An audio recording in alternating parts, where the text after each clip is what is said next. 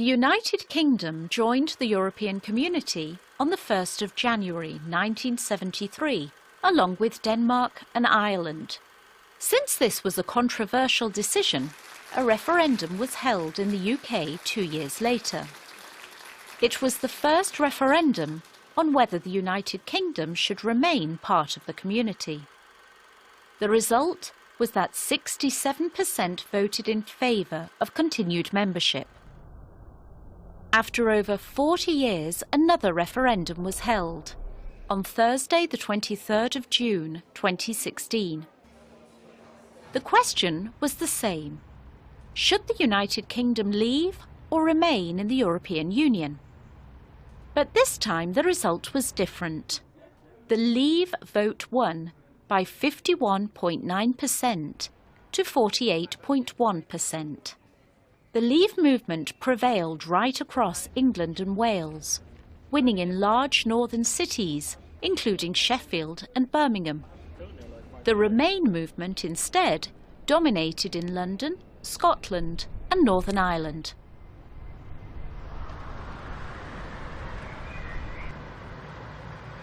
It was Prime Minister David Cameron who called the referendum, aiming to win a decisive majority for Remain in order to settle the EU issue. But the results weren't as he expected, and he resigned. Theresa May became leader of the Conservative Party and succeeded him as Prime Minister in July 2016. We are here at the border between England and Scotland. In 2014, Scotland held a referendum about independence, but it had a different outcome from the Brexit referendum. The No side won, with more than 2 million people, 55.3%, voting against Scottish independence.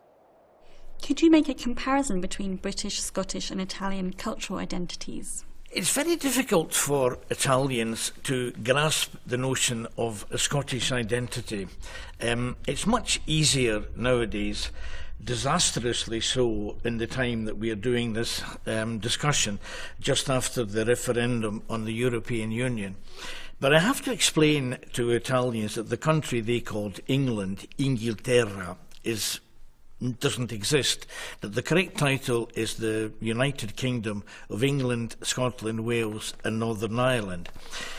Italians find it very difficult to deal with ideas of nationalism. In fact, the Risorgimento was completed about 150 years ago, and they have stopped thinking about nations.